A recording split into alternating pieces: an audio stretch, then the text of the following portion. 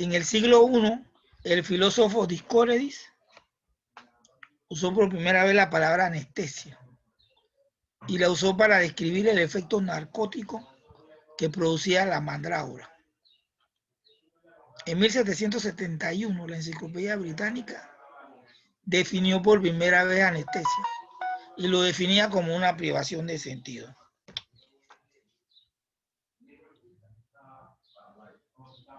Y en 1846, el año que William Morton utilizó éter, hizo la demostración de éter en Harvard, Wendell Holmes dijo: yo creo que el estado provocado por el éter podría ser llamado anestesia y el adjetivo sería anestésico. Así que en 1846, el mismo año en que Morton utilizó el éter, Holmes lo definió como a lo que había provocado, al estado que había provocado el éter como anestesia. Entonces hay mucha gente que ha definido esto. Por ejemplo, se dice que la anestesia es una reducción escalonada de forma reversible y controlada de funciones del sistema nervioso central, inconsciencia inducida farmacológicamente por la presencia de un agente anestésico en el cerebro. Esta es una definición, ¿no? No digo que sea la más adecuada ni la mejor, pero le voy a dar ejemplo de lo que la gente pensaba que era anestesia. Otro dice que hay que ver hipnosis, que se compone de inconsciencia y amnesia, analgesia, antinocicepción, relajación, que cuando ustedes oigan relajación se refiere a inmovilidad, estabilidad autónoma, o sea, bloqueo de reflejo, y relajación, que ya les dije, relajación se refiere a inmovilidad.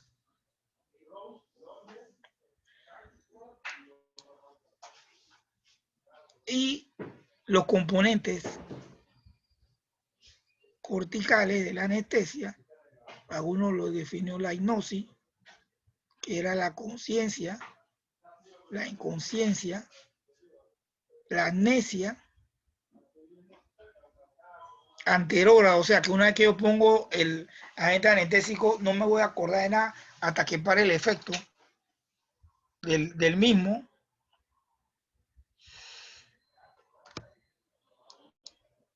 La antinocicepción, que es la inhibición del proceso nociceptivo del sistema nervioso central, que lo obtengo por fármacos, generalmente opiáceos o por agentes inhalatorios. Entonces, generalmente uno se da cuenta que no bloqueó bien la antinocicepción porque el paciente presenta respuesta del sistema nervioso autónomo, hipertensión, taquicardia o bradicardia. ¿Y por qué nosotros no ponemos dolor? Porque el dolor se define como una sensación subjetiva, desagradable, que se percibe de forma consciente. Entonces, si el paciente está inconsciente, no podemos decir que tiene dolor, porque el dolor es una forma consciente. Tiene que estar consciente para tú decir tengo dolor. Si tú no estás consciente, no debes tener dolor, pero tienes nocicepción. ¿Y cómo se manifiesta por la nocicepción? Porque el paciente se le sube la presión, comienza a lagrimear, se aumenta la frecuencia cardíaca o al contrario la baja. Inmovilidad, para poder que operen al paciente, porque nadie puede operar al paciente si el paciente se anda moviendo. Y para producir inmovilidad, con el paso de los años, nosotros llegamos a tener bloqueadores neuromusculares para producir parálisis. Pero eso, como vamos a ver, claro, sus consecuencias. Y estabilidad del sistema nervioso autónomo. O sea, que las constantes cardiovasculares y respiratorias se mantengan en forma normal. Como ustedes van a ver ahora, eso no es tan sencillo. Porque todo lo que nosotros administramos en anestesia tiene efectos colaterales sobre el sistema nervioso central, sobre el sistema cardiovascular, sobre el sistema respiratorio, renal. O sea, todo lo que nosotros estamos dándole al paciente produce daño. Entonces tenemos que corregirlo. Entonces esto no voy a agrandar mucho porque estas son las vías del dolor de la nocicepción. Nada más decirle que aquí lo importante es la médula en anestesia, el tálamo, la corteza cerebral, sobre todo la sensitiva, y lugares específicos como la sustancia gripera coartal, el hipocampo, la amígdala, el núcleo del tracto solitario,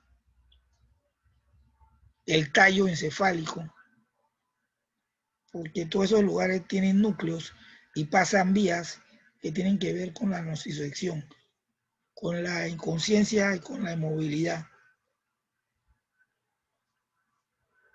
como vamos a ver más tarde. Entonces, básicamente la anestesia tiene dos grandes divisiones, la general y la conductiva o regional, que ya les dije que vamos a hablar mañana. La anestesia general puede ser inhalatoria, que es en base a agentes inhalatorios propiamente dicho, que nosotros utilizamos halogenados, como el isoflurane, el sevoflurane, el deflurane, o la anestesia total intravenosa, que generalmente utilizamos propofol, que es un agente hipnótico, y remifentanil, que es un opioide, y como ayudante estos medicamentos que lo vamos a ver más tarde, ketamina, etomeato, etopental. O podemos mezclar los dos y utilizamos lo que se llama anestesia general balanceada. O sea, cuando yo mezclo las dos cosas, se llama balanceada, que es lo que hacemos en la mayoría de las veces. O damos anestesia total intravenosa activa. Ya nosotros no dormimos a los pacientes puramente con agentes inhalatorios.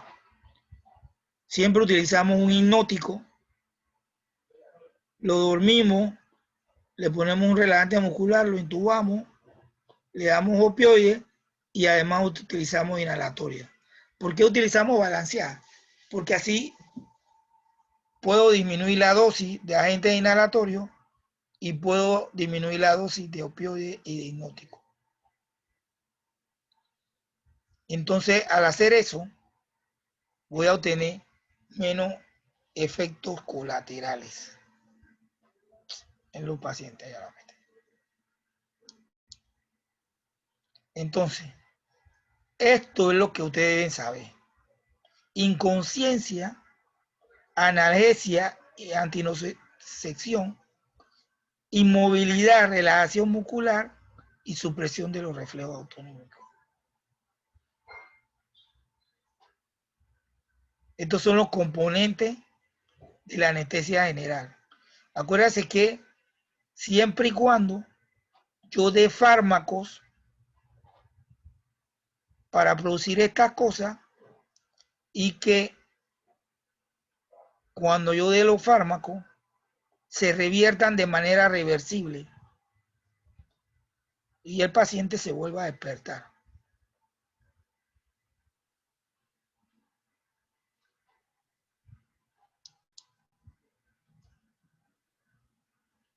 Estos son los componentes: hipnosis, inconsciencia, relajación muscular, inmovilidad, analgesia, antinocicepción y bloqueo de la respuesta adrenérgica. En resumen, modificar la respuesta refleja de un individuo ante un estímulo nociceptivo.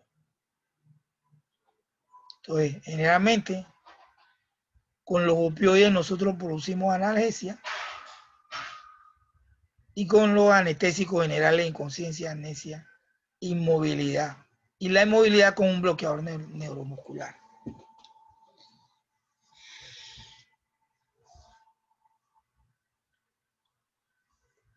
Entonces, cuando nosotros damos inhalatorio, como vamos a ver ahora, los inhalatorios son los únicos agentes anestésicos que por sí solos producen inconsciencia, amnesia, inmovilidad y analgesia. O sea que yo a alguien le puedo dar puro agente inhalatorio y voy a obtener los 4 componentes de la anestesia general. ¿Por qué ya no lo hago? Porque las dosis que tengo que son, digamos que son elevadas y me va a producir efectos colaterales, como que se me va a bajar la presión, sobre todo eso, bajones de presión arterial. Pero lo puedo hacer porque yo tengo la forma de contrarrestar eso. Entonces, para nosotros evitar eso, lo que hemos hecho que generalmente le damos primero un hipnótico para producir inconsciencia, le damos un relajante muscular, un opioide, intubamos al paciente y le damos, cuando lo intubamos, le damos gases anestésicos, o sea, anestesia general inhalatoria. Y entonces eso lo mezclamos con opioides y disminuimos la dosis de los opioides y la de los inhalatorios. Y eso se llama anestesia general balanceada. Las complicaciones de la anestesia general son un poco tontón, pero básicamente los respiratorios, obstrucción de la vía aérea por caída de la lengua, hipoventilación, broncoaspiración, si el paciente vomita y el estómago tiene contenido, cardiovasculares, hipotensión, hipertensión, arritmia, se puede provocar infarto agudo del miocardio en pacientes susceptibles, o sea, un paciente que tiene factores, fuma, hipertenso, diabético. Si yo me descuido en la anestesia general, le puedo provocar un infarto. Hipoxemia, hipercania, deshidratación, retención urinaria, hipotermia, todo esto yo puedo producir dentro de la... Hay muchas más, pero yo no se la voy a decir todo ahora, porque se la voy a enumerar por cada gente. Ya le dije disminución de la tensión arterial, depresión del miocardio, disminución de los reflejos de los vasoreceptores, disminución del tono simpático central, disminución del impulso ventilatoria, supresión del reflejo de náusea y vómito, o sea que el paciente si vomita puede aspirar, disminución del esfínter esofágico, todo eso contribuye a que el paciente si vomita o regurgita puede broncoaspirar. Hipotermia, vasodilatación generalizada, disminución de la temperatura central, disminución del metabolismo del consumo de oxígeno, y después la anestesia, náusea, vómito, hipertensión arterial, taquicardia, todo esto inducida por el dolor, isquemia del miocardio, obstrucción de vías respiratorias. Entonces, como ustedes ven, la anestesia tiene muchas complicaciones, por eso hay que hacer las cosas bien. Si yo agarro a un paciente y yo lo anestesio con puro agente inhalatorio, o sea, lo pongo a respirar agente inhalatorio y lo sigo durmiendo, o sea, yo voy a tener 4, las llamadas etapas de la anestesia, que son 4. La primera etapa es analgesia, etapa 1, que va del inicio hasta la pérdida de la conciencia. La etapa 2, de excitación o delirio, que se caracteriza por aumento de la actividad del sistema nervioso central. La etapa 3, que es la de anestesia quirúrgica, progresiva pérdida de la conciencia y reflejo y relajación muscular. Y la etapa 4, que es la parálisis vulvar, que se caracteriza por coma y muerte.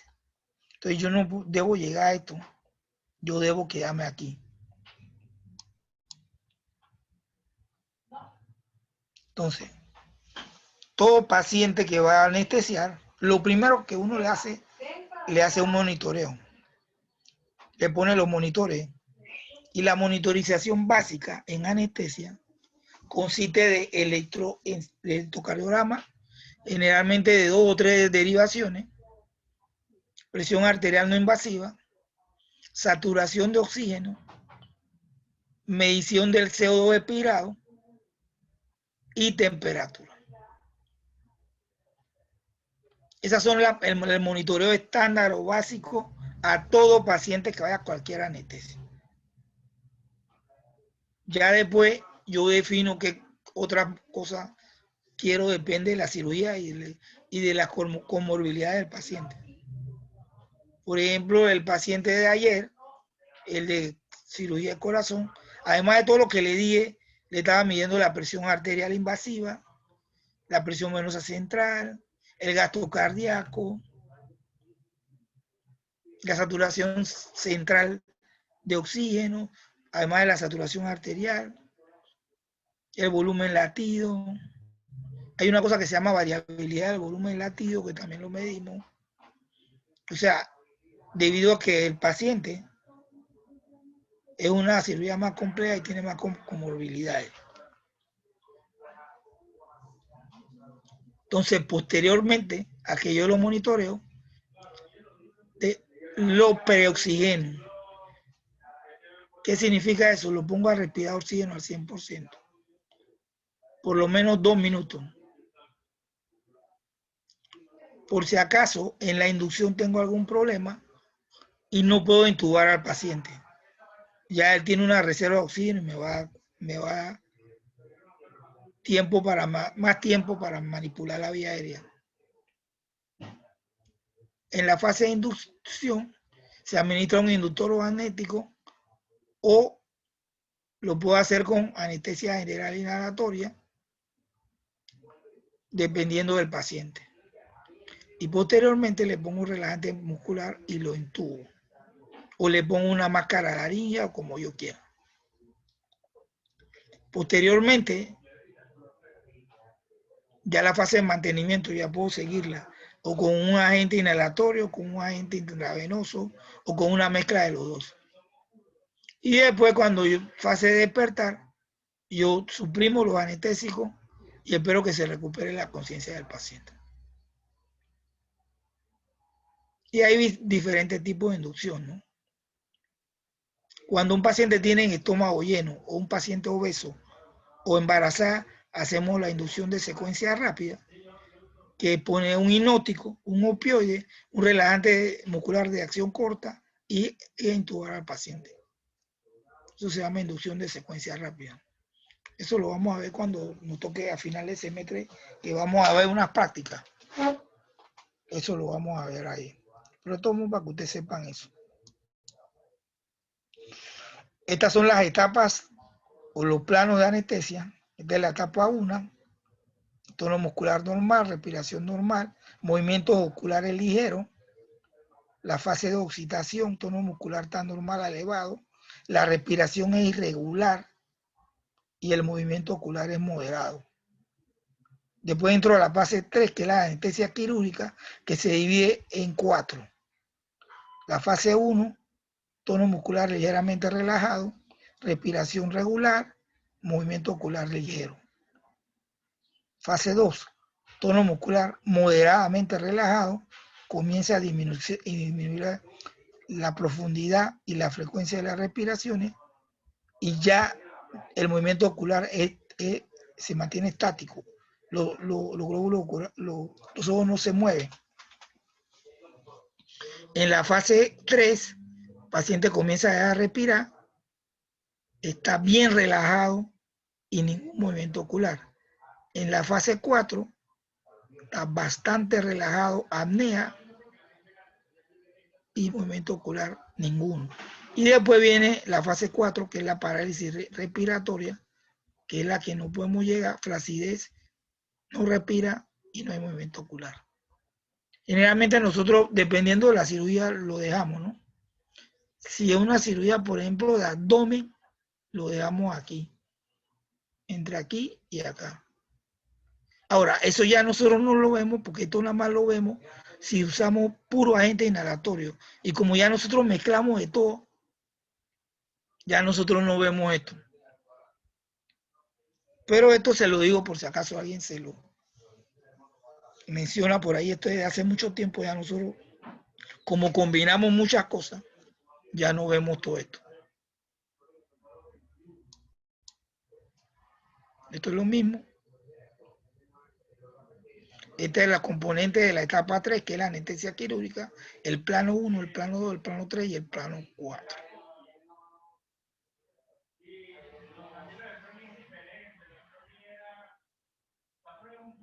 Como ustedes pueden ver, la cirugía plástica, la neurocirugía y las hernias no requieren un plano muy profundo.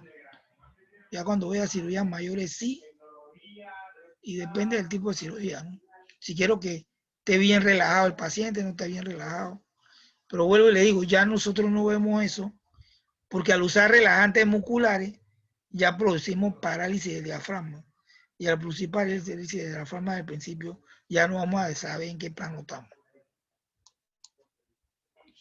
Entonces, teoría sobre la anestesia. Desde que se dio la anestesia, la primera anestesia con éter en 1846, comenzaron a subir teorías de dónde actuaban los anestésicos. Siempre, al principio, se pensó que los anestésicos actuaban sobre los lípidos.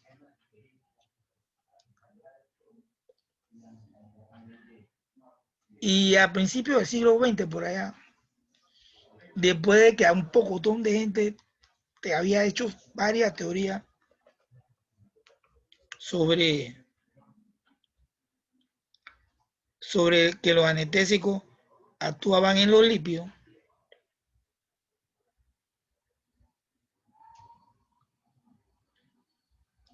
apareció este señor, estos dos señores, Meyer y Overton.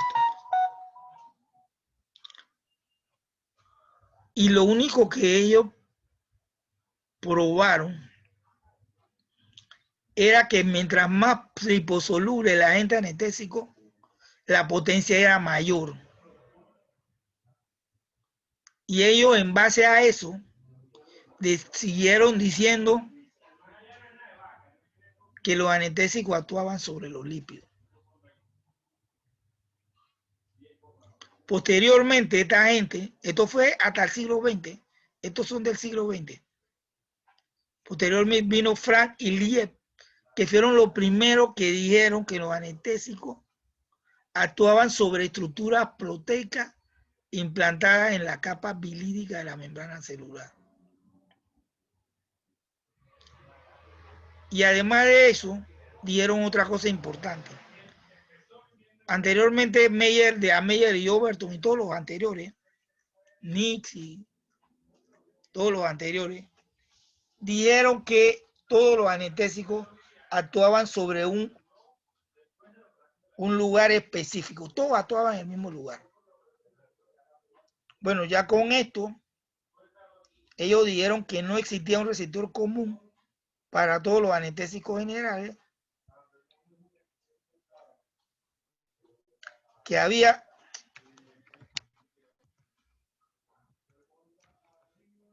una acción directa de cada anestésico general sobre el receptor o sobre canales iónicos, y la potencia se relacionaba con la afinidad del anestésico sobre esos receptores. Estos fueron los primeros que comenzaron a darnos luces sobre qué pasaba con los anestésicos. Y lo más importante fue esto, que actúan sobre estructuras proteicas implantadas en la capa bilídica de la membrana celular, que no existe ningún receptor común a todos los anestésicos generales, o sea, todos podían actuar en lugares diferentes. Inclusive un mismo anestésico podía actuar en receptores diferentes dependiendo si se iba a producir amnesia, si se iba a producir inconsciencia o inmovilidad o antinocicepción. Y que la potencia se relaciona con la afinidad que tenía cada anestésico por los receptores.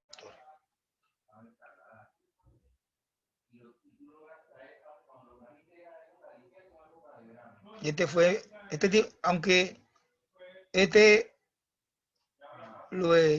principio, la regla de Meyer-Overton, este descubrimiento de ellos fue importante, o sea que la potencia anestésica se correlaciona estrechamente con la solubilidad de los agentes anestésicos en lípidos. Y eso es verdad. Pero no es verdad que actuaban básicamente sobre los lípidos. Nosotros ahora sabemos que sobre todo los inhalatorios, mientras más liposoluble es el agente anestésico inhalatorio, más potente es. Eso nosotros ahora lo sabemos. Y mientras menos liposoluble, menos potente. Y actúan sobre múltiples canales iónicos, sobre canales dependientes de voltaje, sobre un pocotón de receptores. Ahora lo vamos a ver. Doctor, una pregunta. Con respecto a la liposolubilidad, ¿es mayor efecto y mayor duración? ¿O solo no, más potente. potencia? Ok. O sea, mientras más liposoluble, el agente anestésico inhalatorio es más potente. Ahora después veremos qué pasa con eso también. Porque eso trae una serie de cosas que veremos cuando hablemos de los agentes inhalatorios. Entonces, siempre al principio, y se llama la teoría unitaria, todo el mundo decía que todos los agentes anestésicos actuaban sobre esto. Sobre el receptor GABA. Ahora sabemos que no todos actúan sobre el GABA.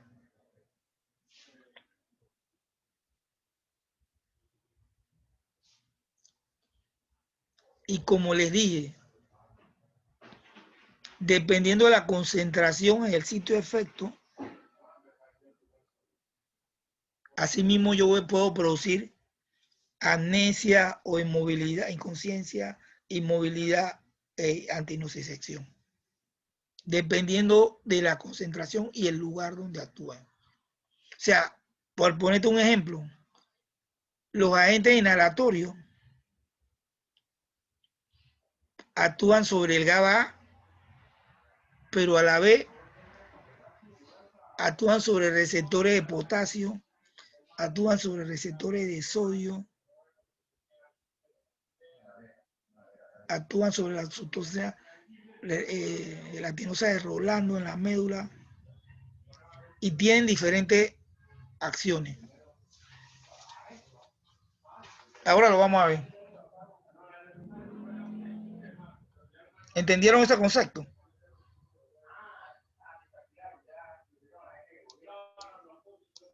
Este receptor GABA que usted conoce mejor que yo, y también el receptor N-metilaspartato, que tiene efecto excitatorio, y la ketamina bloquea a este agente, y hay agentes, ¿cómo se llama?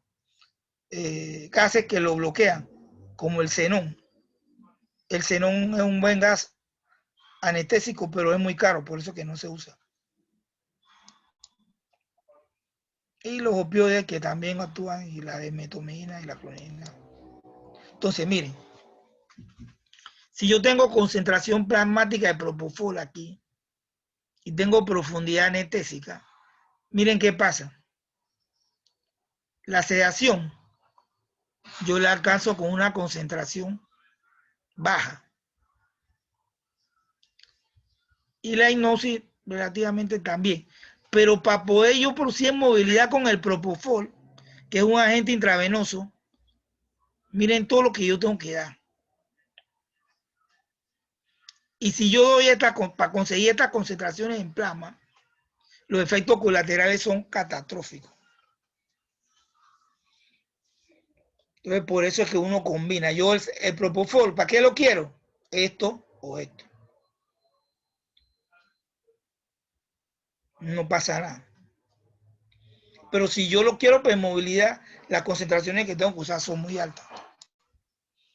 Entonces, todo esto son los lugares donde actúan los anestésicos.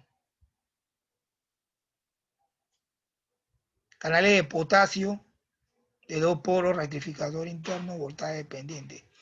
Canales de glicina, canales de nicotínico de acetilcolina, muscarínico de acetilcolina, serotonina, AMPA y cainato. Estos son en la médula.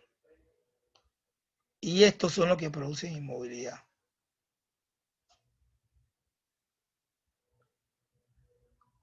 Si ustedes ven, los barbitúricos actúan aquí, aquí, aquí. También actúan aquí. Bueno, actúan en casi todos lados. Los barbitúricos. Excepto aquí. Si ustedes ven el propofol, actúa por todos lados también, excepto aquí y aquí y acá. El etomidato, que es otro inductor hipnótico. Y si ustedes ven los agentes inhalatorios, que son estos que están acá, el sevoflurane, que es el que más usamos, si ustedes se ponen a ver, prácticamente también actúa en todos lados, en diferentes lugares.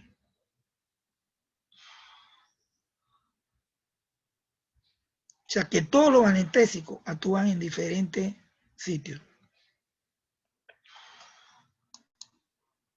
Este receptor del GABA, que usted se le conoce. Entonces, esto es lo que yo me refiero. A concentraciones más bajas de amnesia, inconsciencia, nocicepción. Pero ¿qué pasa con la inmovilidad? Yo requiero dosis mucho más elevadas para producir movilidad. Y este es un agente inhalatorio. A concentraciones más bajas, yo consigo amnesia. En la inconsciencia también, inclusive. A concentraciones bajas. La inmovilidad es más o menos, pero la inmovilidad sí necesito concentraciones mucho más elevadas.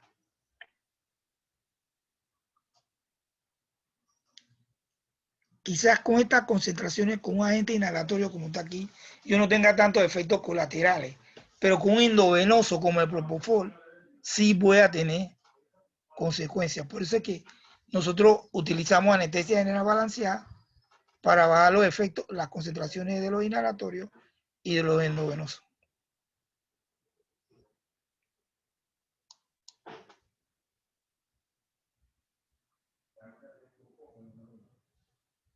Probablemente la inconsciencia, esto no lo sabemos todavía bien, actúan a nivel de los núcleos subcorticales que están relacionados con el sueño. El núcleo preóptico ventrolateral del hipotálamo. O los anestésicos generan una desintegración de la interconexión de la corteza cerebral, con lo que se hace incapaz de responder a estímulos externos. O los anestésicos establecen el estado de inconsciencia, afectando la constancia de los núcleos subcorticales, dependiendo sobre qué blancos moleculares actúan. O sea, nosotros no sabemos bien la inconsciencia dónde los anestésicos la realizan. Y estas son las teorías que se tienen.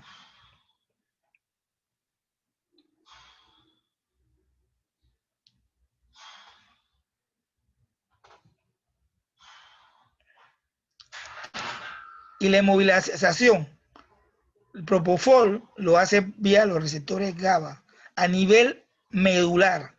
Lo que sí sabemos es que la inmovilización se da a nivel medular. Y los inhalatorios actúan sobre las motoneuronas de la médula espinal, disminuyendo la excitabilidad de las mononeuronas a este nivel, y pareciera ser bloqueando los receptores de sodio dependientes del voltaje. Lo que sí sabemos que la inmovilización es por nivel medular. Entonces, probablemente el propofol actúa a este nivel para producir inconsciencia.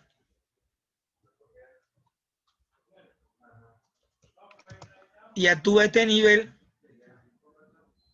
para producir inmovilización.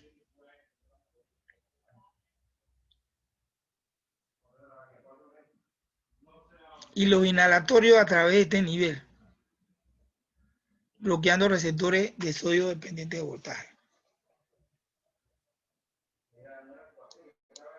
Y la amnesia parece ser a nivel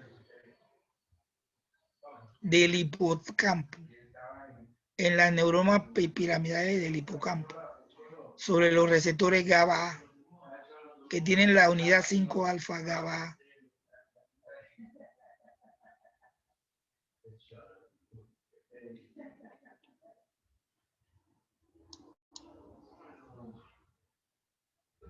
¿Alguna pregunta hasta aquí?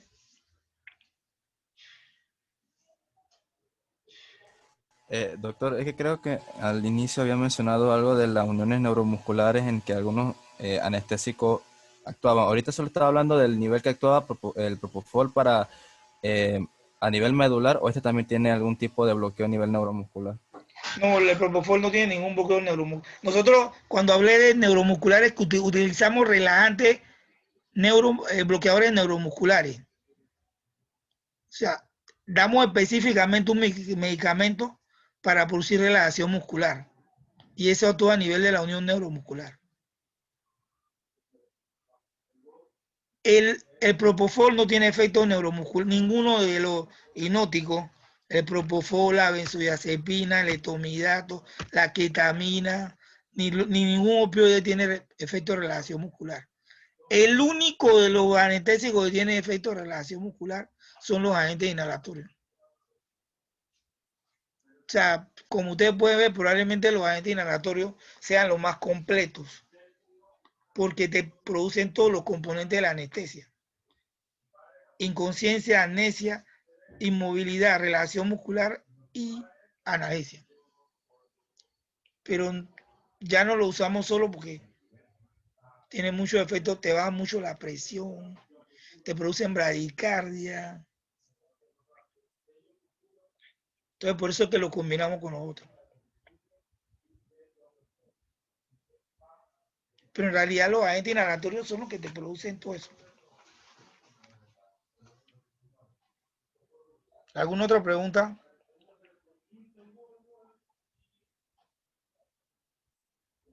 Doctor, por ese punto, cuando comentaba de balanceado es lo que de los coadyuvantes para la anestesia, que se daba, Dime.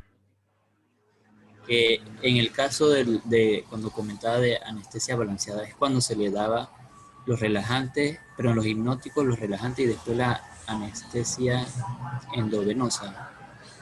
Puedes utilizar ya sea anestesia inhalatoria o anestesia endovenosa. Cuando balancea es que combino la inhalatoria con la endovenosa.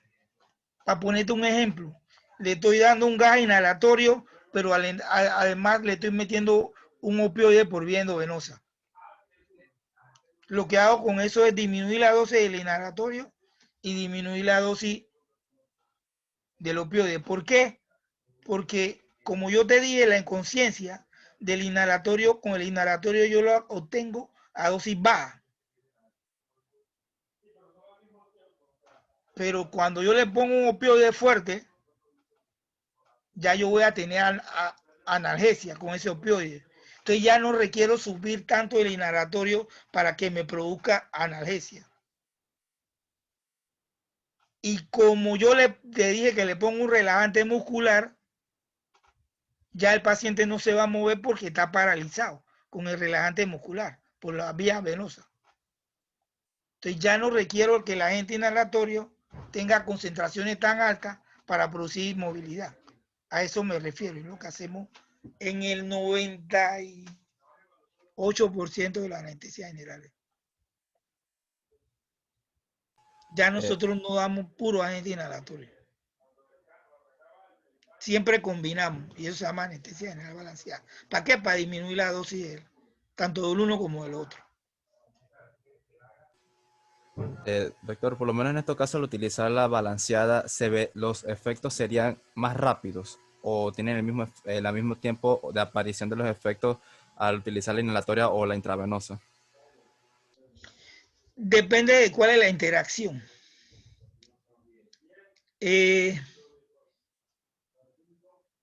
No tanto es que sería más rápido, es que en unos casos sería aditiva y en otras sinérgica, dependiendo de la interacción que uno utilice. Para ponerte un ejemplo, nada más, si yo puedo utilizar una infusión de propofol con un opioide fuerte, esa combinación es sinergista.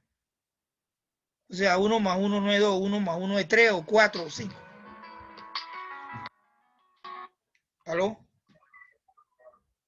No, Dime. ¿cómo andas? Bien. ¿Qué tanto antes puede llegar? O sea, como un cuarto para las 4. Bueno, apenas llegue, dele, a ver si hacen las 2 ureteroscopías de una vez. Dale, pues. Pero dicen que si lo metemos... ¿Entendieron? Eso depende de la interacción y no me quiero meter tanto en eso, porque esos son conceptos de farmacocinética y farmacodinámica. También depende del paciente. A los pacientes mayores, por farmacocinética, por el volumen de distribución es menor y porque la sensibilidad de los receptores es menor. Entonces tú requieres menos dosis la iteración. ¿Entiendes? Eso es más complejo. Y aquí la verdad. Pero nosotros jugamos con eso. Nosotros, si el paciente tiene que 70 años, por ejemplo, ya yo sé que las dosis son, un paciente de 70 años, tanto las dosis de los intravenosos probablemente sean entre un 30 a 40% más bajas. Entonces yo lo que hago es que comienzo poco a poco a ver qué más o menos él tolera. Nosotros tenemos monitores de inconsciencia. Entonces yo voy midiendo el grado de inconsciencia de él para no pasarme de la dosis, porque eso es lo que yo quiero con un determinado medicamento. Entonces le pongo algo para el dolor, para la antinocicepción, y voy viendo. Y yo sé cómo me va a responder, porque si el paciente, cuando incide en la piel, se pone taquicárdico o hipertenso, yo sé que tengo que aumentarle no la dosis del hipnótico, sino la dosis del opioide, de la analgesia. Y así voy. Entonces ya Doctor, nosotros una más o menos pregunta. sabemos, diga. En el tiempo de antes yo escuchaba que se hablaba mucho de que las personas se iban en la anestesia. Respecto a lo que usted está hablando ahorita, que tienen los monitores y esto para ver a las personas y demás, ¿se relaciona en algo con la persona o algo así? No, la primera complicación de la anestesia es problema de vía aérea. O sea, que la gente no lo pueda ventilar bien con máscara o no lo pueda entubar. Ahí se dan la mayoría de las complicaciones. Y eso, acuérdate que si tú no puedes ventilar o no puedes entubar a un paciente, es igual a hipoxemia, es igual a... Hipoxemia es igual a ¿cómo se llama? Daño cerebral y paro cardíaco. Esa es la complicación más frecuente de anestesia. Lo demás, que porque se te puede bajar la presión, se te puede bajar eso tú lo puedes solucionar con medicamentos. Pero el hecho de que tú no puedas ventilar a un paciente, una vez que tú le hayas puesto relajante muscular, o sea, que lo paralizaste, él no está respirando ya y tú no lo puedas ventilar y no lo puedas entubar, y si le pone una mascarilla no lo ventila, eso sí es un problema. Y esa es la causa más frecuente de complicaciones en anestesia que producen daño cerebral. Porque la hipoxemia a largo plazo, si se demora mucho, te va a producir daño cerebral. Y esa es la primera complicación de anestesia y es la causa número 1 de demanda por anestesia.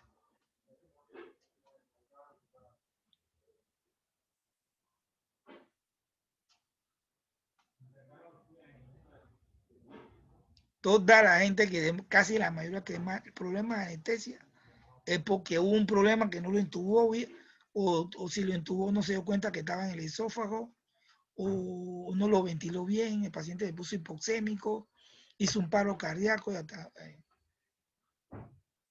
pero eso, como decía la gente, que no, que te pasaste de anestesia. A eso es lo que tú te referías. No, eso ya con los medicamentos que tenemos ahora es duro.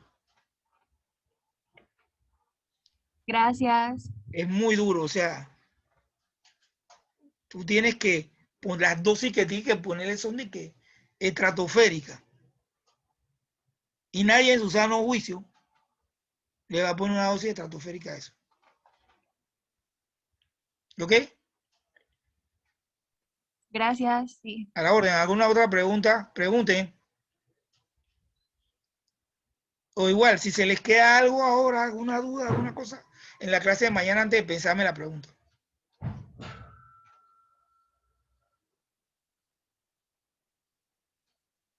Entonces, cuando ustedes van a evaluar a un paciente, van a ver la historia clínica. Es como igual que van a evaluar a cualquier paciente. Tienen que hacerle una historia clínica y un examen físico a los pacientes. Y ven antecedentes quirúrgicos, anestésicos, antecedentes patológicos, si es alérgico, qué medicamentos toma, si tiene algún riesgo de tipo pulmonar, porque tiene alguna enfermedad pulmonar, o cardiovascular, o neurológica, si ha presentado náuseas y vómitos, si ha tenido una cosa que se llama, en la familia de una cosa que se llama hipertermia maligna, y la clasificación de ASA, que es una clasificación de estado del paciente, que se la tienen que saber que esta queda aquí. Porque se la voy a, tienen que sabérsela bien. El ASA 1 es sano, ASA 2 en resumida cuenta de un paciente con una alteración, por ejemplo, hipertenso, pero que esté controlado. Aquí incluimos también a la embarazada, a los menores de 1 año de edad. Aquí es un paciente con trastorno de enfermedad sistémica o metabólica severa que interfiere con su actividad diaria y que no está compensado. Por ejemplo, un hipertenso descontrolado, un diabético descontrolado, es un ASA 3.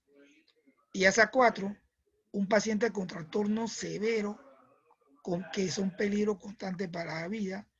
Y ASA 5, un paciente moribundo con poca expectativa de vida en las próximas 24 horas, ya sea operado o no. Esta es la clasificación de ASA, que es una clasificación del estado físico del paciente.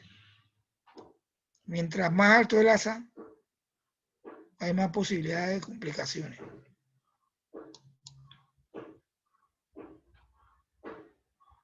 Y esto es como una quimera, ¿no? ¿Cuáles son las características del anestésico general ideal? Inducción y recuperación rápida y agradable, adecuada relajación de los músculos esqueléticos, cambios rápidos en la profundidad de la anestesia, fáciles de manejar de acuerdo a la dosis administrada, amplio margen de seguridad, adecuada estabilización neurovegetativa, analgesia adecuada, ausencia de reacciones adversas y efectos tóxicos a dosis normales. Por desgracia, todos los anestésicos son dosis dependientes. O sea, que a mayor dosis, mayor efecto colateral. Y nosotros podemos tener esto, un medicamento, casi todo. Hay unos que son útiles para esto, hay unos que para esto también. Pero esto es lo que no tenemos.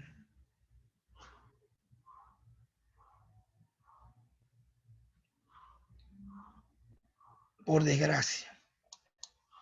Y el inhalatorio ideal, más o menos lo mismo. Por desgracia no tenemos esto.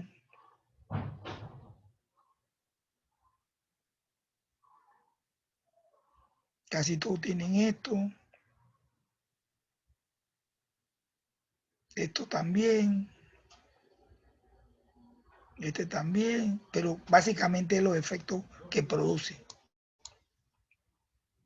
Y dentro de los inhalatorios vienen los llamados halogenados, que son los que hay ahora mismo son isofluranes, sevofluranes y defluranes. El que nosotros tenemos es sevofluranes. Acuérdense que los inhalatorios ingresan por la vía respiratoria, van a los alvéolos, sangre, cerebro.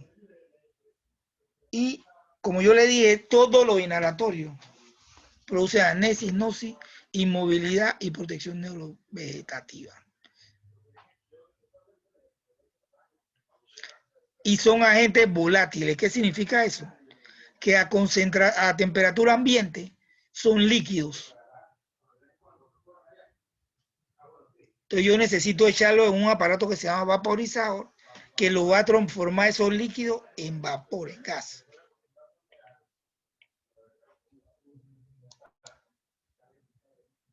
Y ustedes ven los halogenados, digamos que son dos clases, tipo éter y tipo hidrocarburo.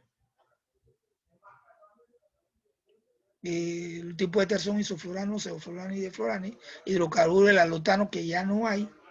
Y los no fluorados, que son cloruro de etilo, cloroformo y tricloretereno, que ya no hay. Y los gases anestésicos inorgánicos, como el óxido nitroso, que todavía hay, discutido, pero hay, y el ciclopropano, que es orgánico, que no hay. Porque estos ya no hay, porque estos eran inflamables. Aquí en Panamá, en lo que usted sabe dónde está el oncológico viejo, donde está el Santo Tomás, al lado hay un edificio. Ese, ahí quedaba el oncológico. Ayer, utilizando este gas, explotó un salón de operaciones.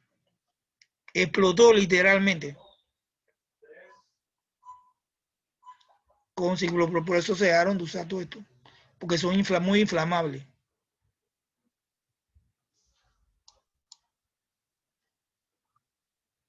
Entonces, básicamente los agentes anestésicos inhalatorios se absorben por difusión pasiva a favor de un gradiente de concentración. Eso es lo más importante de acuerdo a la presión parcial del gas o del vapor anestésico. Para poder que todo agente inhalatorio va de un lado de mayor presión parcial a otro de menor presión parcial. Ese es el primer requisito para que un agente inhalatorio pase de un lugar a otro. Tiene que ir de un lugar de mayor presión a otro de menor presión. Entonces, los agentes inhalatorios menos solubles, por ejemplo, el óxido nitroso, el deflorane y el sevoflurane, alcanzan una velocidad de inducción más rápida. O sea, el paciente se duerme más rápido. Mientras que los más solubles, por ejemplo, el alotano, la inducción es lenta. Eso es bien importante tenerlo en cuenta. ¿Y por qué? Porque los más solubles, cuando están en el alvéolo, pasan rápidamente a la sangre primero. Pero ¿qué pasa? La concentración en el alvéolo cae mucho. Y al caer mucho, la diferencia de presiones se hace muy angosta entre el alvéolo y la sangre. Entonces comienzan a pasar muy lento. Pero el menos soluble, al no pasar tan rápido la sangre primero, se va acumulando en el alvéolo y hace que la presión en el alvéolo sea mucho más elevada que la que hay en la sangre y eso lo ayuda a pasar más rápido. Esa es la razón por la cual los menos solubles, los pacientes se duermen más rápido, la inducción es más rápida.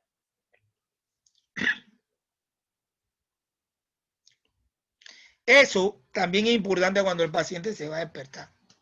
Lo menos soluble, los pacientes se despiertan más rápido que con lo más soluble. Entonces, el coeficiente de partición sangre-gas de un gas inhalatorio es la relación entre las presiones parciales que hay en la sangre y el gas. En esto sería el capilar pulmonar y el alvéolo.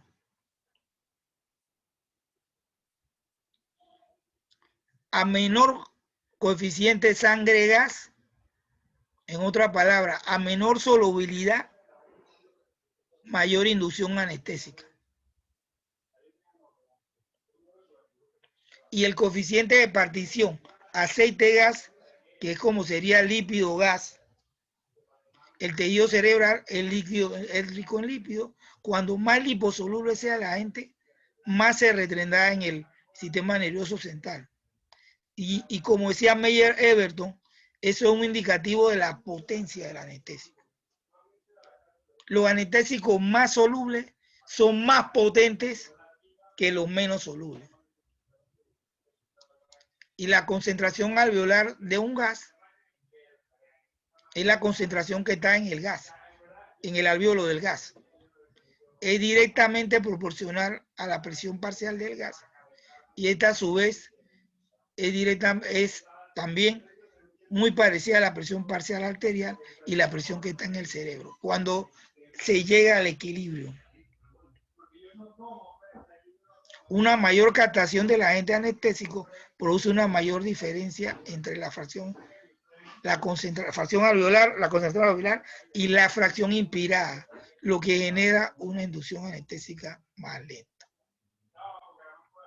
¿Qué factores hacen que la captación del agente anestésico aumente? La solubilidad de la sangre, el flujo sanguíneo capilar pulmonar y la diferencia de presión parcial alveolar y de la sangre venosa. Esta quizá es la más importante.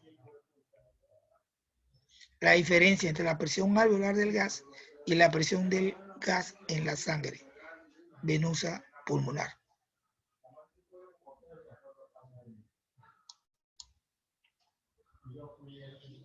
Solubilidad del gas, gradiente de concentración alvéolo, sangre venosa y el gasto cardíaco, claro que es importante porque esto determina la cantidad de sangre que va a pasar por los pulmones.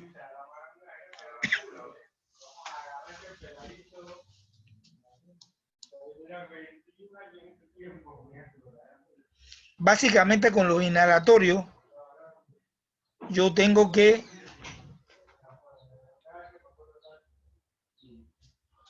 se eliminan o se expulsan por los pulmones, porque la biotransformación de ellos o el metabolismo es muy bajo. Por ejemplo, del sevoflurane o del deflurane andan como el 2-3% que se metaboliza. Todo lo demás se elimina por los pulmones durante la expiración. Este es el principal mecanismo de eliminación de los agentes inhalatorios. O sea, si el paciente está expirando un buen volumen de aire, lo va a eliminar rápido.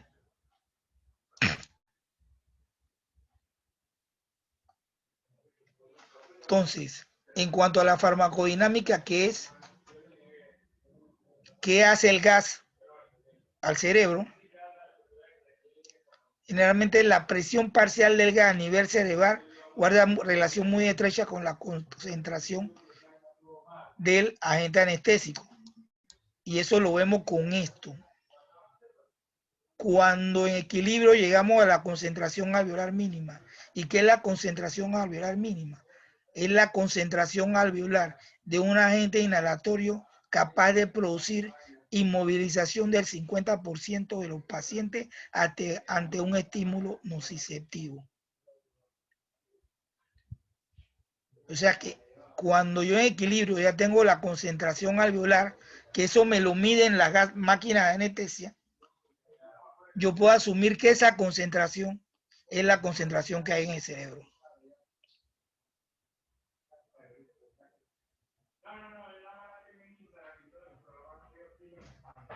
Entonces, cada agente anestésico tiene su CAN.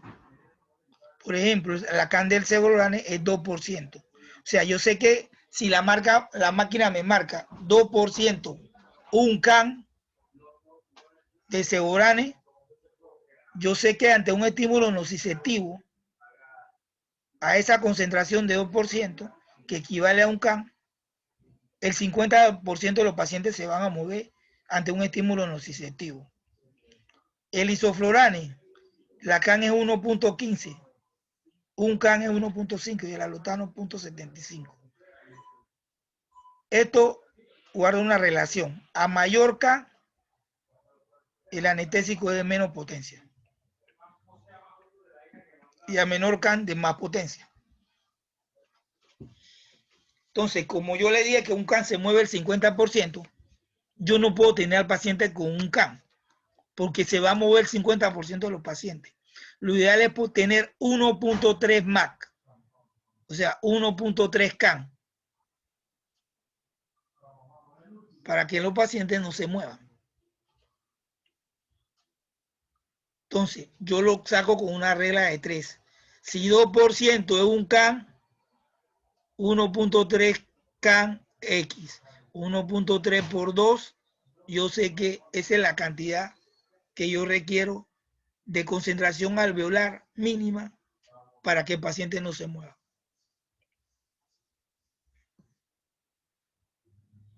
Ahora, eso si doy solo inhalatorio, si yo lo combino con el opioide, eso, el CAN me baja.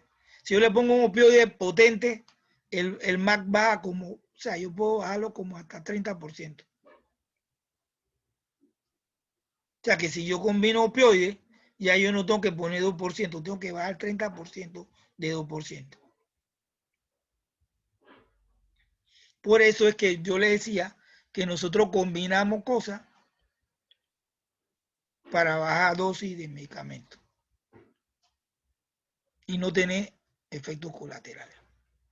¿Entendieron el concepto? ¿Sí o no?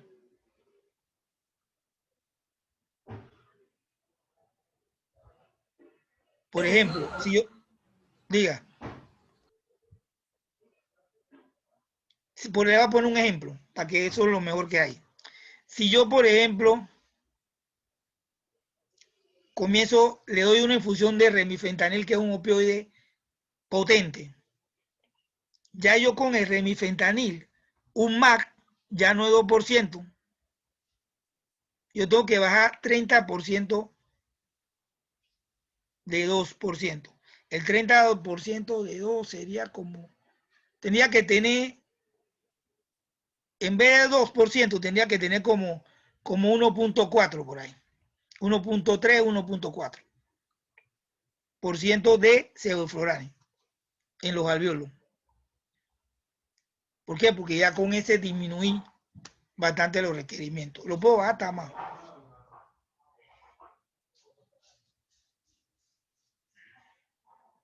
O sea, en vez de que mi dial o en la máquina me diga concentración alveolar mínima 2% igual a un MAC,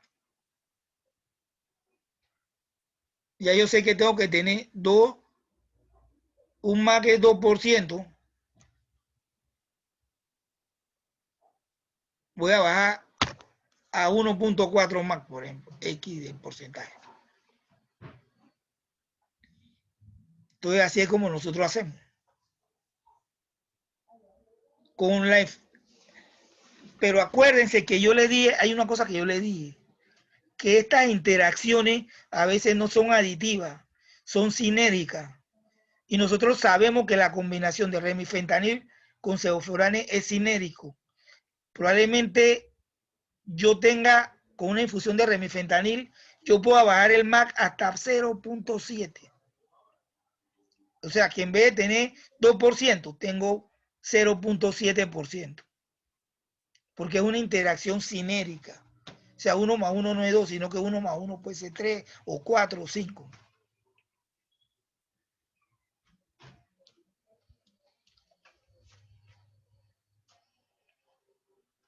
Entonces, así es como nosotros hacemos. O una infusión de fentanil. Los opioides que nosotros utilizamos, para que usted tenga una idea, el fentanil es como 20 veces más potente que la morfina.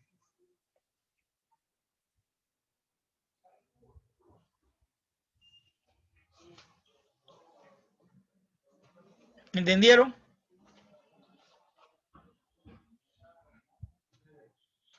O sea, claro, los opioides que nosotros utilizamos son 20 veces más potentes con la morfina, pero también 20 veces más posibilidad de efectos adversos de la morfina, ¿no? Depresión respiratoria, retención urinaria, obstrucción intestinal, hilo paralítico. Eso también tenemos que tomarlo en cuenta. Y estos son los MAC de cada agente inhalatorio. Si yo lo doy solo, acuérdense que, miren el MAC del óxido nitroso, 105 significa que este es el menos potente. Y el más potente es el alotano porque tiene el MAC más bajo.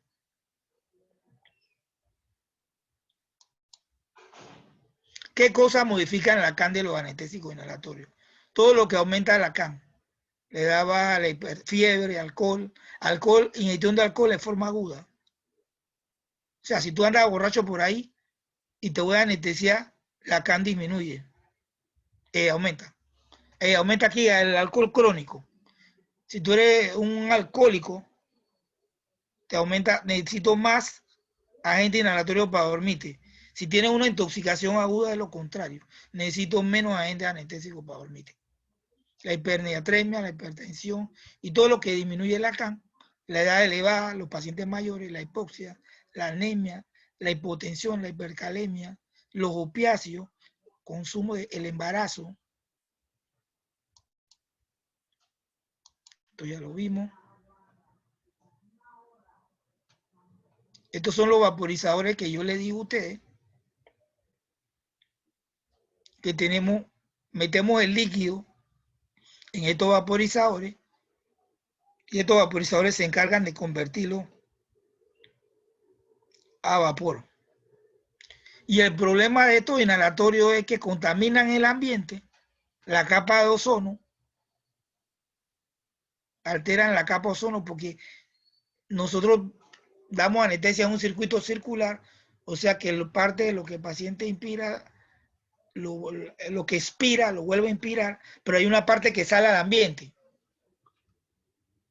Y esa parte que sale al ambiente contamina y destruye la capa de ozono. Imagínense los millones de gente que son anestesiadas con agente inhalatorio todos los días.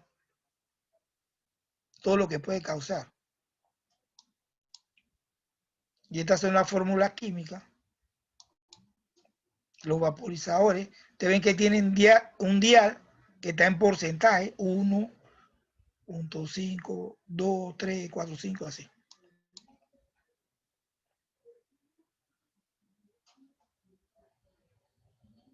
Entonces, el sevoflurane y el deflurane son menos solubles en los tejidos. Entran, o sea, duermen y despiertan al paciente muy rápido. Y tienen la ventaja que si yo me paso un poco y yo bajo la concentración, recuperan la concentración baja rapidito. Por eso es que esos son los que se usan actualmente. Aquí está la definición de MAC que le dije. Y el MAC se utiliza para medir la potencia de los agentes anestésicos. Y MAC es concentración alveolar mínima. Nosotros en español le decimos CAM, C-A-M. En gringo es MAC. Minimal Alveolar Concentration. Eso es uno gringolaña, pero nosotros le decimos CAM, C-A-M. Pero en la máquina de anestesia de nosotros aparece como MAC.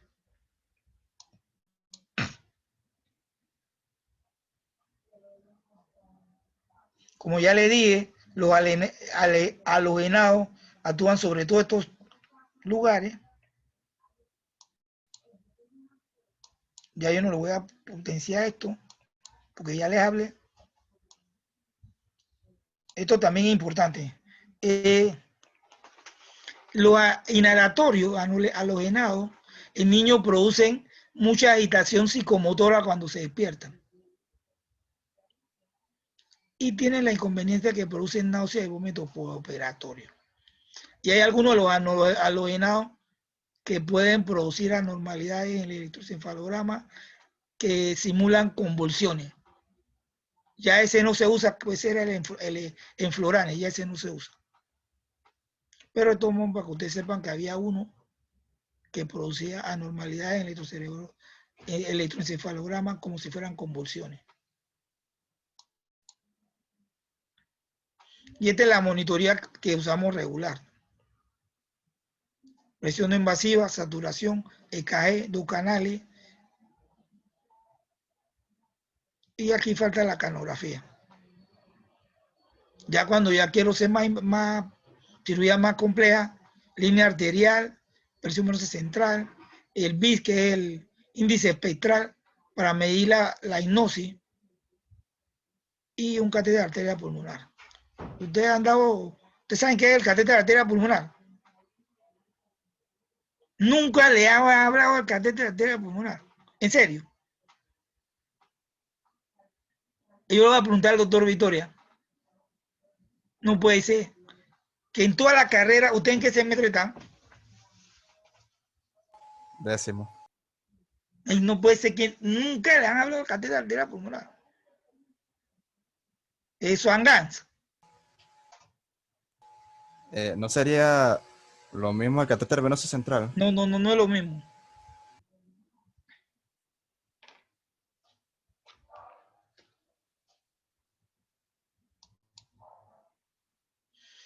Bueno, vamos a quedarnos hasta aquí porque es como mucha información para ustedes.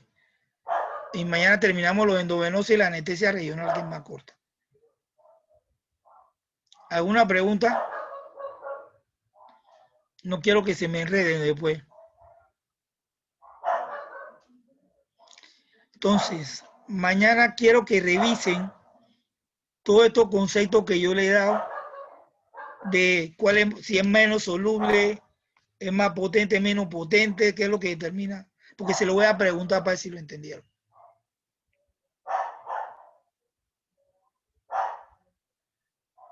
Entonces mañana la clase a las 4, ¿no?